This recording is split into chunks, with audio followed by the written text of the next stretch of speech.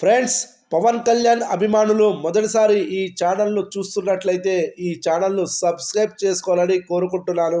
ఎందుకంటే పవన్ సినిమాల గురించి ఏ చిన్న అప్డేట్ వచ్చినా ఈ ఛానల్లో అప్డేట్ చేస్తాను. మీకు డైరెక్ట్గా నోటిఫికేషన్ రూపంలో రావడం జరుగుతుంది. ఈ ఛానల్ గ్రోత్ కూడా పెరుగుతుంది. ఈ ఛానల్ను సపోర్ట్ చేయాలని కోరుకుంటున్నాను. అలాగే ఈ వీడియోను మొదటి నుండి ఎండ్ వరకు చూడండి, లేకపోతే అర్థం కాదు. ఈ వీడియో మీకు నచ్చినట్లయితే లైక్ చేయండి, షేర్ చేయండి, కామెంట్ చేయండి, ఈ వీడియోను హైప్ చేయండి. ఈ వీడియోలో నిర్మాత కారణంగా ఓజీ మూవీ 100 కోట్ల నష్టం వచ్చింది. దాని గురించి ఓజీ మూవీ నెట్ఫ్లిక్స్లో సెన్సేషనల్ వ్యూస్ సాధిస్తుంది. ఈ రెండు విషయాల గురించి మొదటగా నిర్మాత కారణంగా 100 కోట్ల నష్టం గురించి చూద్దాం. ఈ ఏడాది టాలీవుడ్ హైయెస్ట్ గ్రాసర్గా నిలిచిన చిత్రం ఓజీ. భారీ అంచనాల నడుమ విడుదలైన ఈ చిత్రం ప్రపంచవ్యాప్తంగా 365 కోట్ల రూపాయల గ్రాస్ వసూళ్లను రాబట్టింది. ఓటీటీలో కూడా ఈ చిత్రానికి ఆడియన్స్ నుండి మంచి రెస్పాన్స్ వచ్చింది.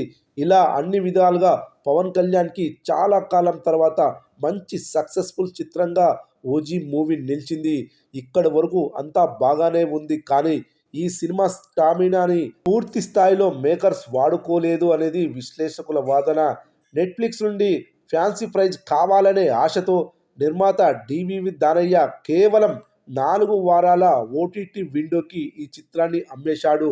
నార్త్ ఇండియాలో నేషనల్ మల్టీప్లెక్స్ థియేటర్స్ రూల్స్ ప్రకారం ఈ సినిమా విడుదలైన 8 వారాల తర్వాతే ఓటీటీలో విడుదల చేయాలి.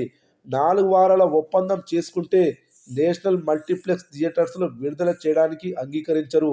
సింగిల్ స్క్రీన్కి కూడా ఇదే రూల్ వర్తిస్తుందట. అందుకే ఈ సినిమా హిందీలో మూవీ మ్యాక్స్ థియేటర్స్లో తప్ప ఎక్కడా రిలీజ్ అవ్వలేదు. ఫలితంగా కేవలం 20 కోట్ల గ్రాస్ వసూళ్లు మాత్రమే వచ్చాయి. ఈ చిత్రం హిందీ వర్షన్ నుండి రాబట్టింది. ఒకవేళ నేషనల్ మల్టీప్లెక్స్ థియేటర్స్లో ఈ సినిమా రిలీజ్ అయ్యుంటే ఖచ్చితంగా 50 కోట్ల రూపాయలకు పైగా గ్రాస్ వసూళ్లను రాబట్టి ఉండేదని ట్రేడ్ విశ్లేషకులు అంటున్నారు. కేవలం హిందీ వర్షన్లో మాత్రమే కాదు, ఈ సినిమా ఐమాక్స్ వర్షన్లో విడుదల లేకపోవడం వల్ల దాదాపుగా 2.5 మిలియన్స్ పైగా డాలర్లు నష్టపోవాల్సి వచ్చింది. ఇంత పెద్ద యాక్షన్ సినిమాని తీసి కేవలం స్టాండర్డ్ ఫార్మాట్కి మాత్రమే ఈ సినిమాను పరిమితం చేయడం నిజంగా దురదృష్టకరమనే చెప్పాలి. నార్త్ అమెరికాలో ఐమాక్స్ షోస్ వల్ల 500,000 పైగా గ్రాస్ వసూళ్లు వస్తాయి. అదేవిధంగా Australia, United Kingdom, middle east వంటి దేశాల్లో ఐమాక్స్ షోస్ నుండి ఎక్కువ గ్రాస్ వసూళ్లు వస్తాయి. ఇక డైరెక్టర్ సుజిత్ చివరి నిమిషం వరకు ఓవర్సీస్ ప్రింట్ పంపకపోవడం, కెనడాలో యార్క్ సినిమాస్లో విడుదల చేయకపోవడం వల్ల మరో $1 మిలియన్ గ్రాస్ వసూలు నష్టం. మొత్తం మీద 465 కోట్ల రూపాయల గ్రాస్ వసూళ్లను రాబట్టాల్సిన ఈ సినిమా నిర్మాతల నిర్లక్ష్యం కారణంగా 100 కోట్లు నష్టపోవాల్సి వచ్చింది. అయితే పవన్ కళ్యాణ్ అభిమానులు డైరెక్టర్ సుజిత్కి సోషల్ మీడియా ద్వారా ప్రతిరోజు ధన్యవాదాలు తెలుపుతూనే ఉన్నారు. ఎందుకంటే పవన్ కళ్యాణ్ని ఇంత అద్భుతంగా చూపించిన డైరెక్టర్ గత 10 ఏళ్లలో ఎవరూ లేరు.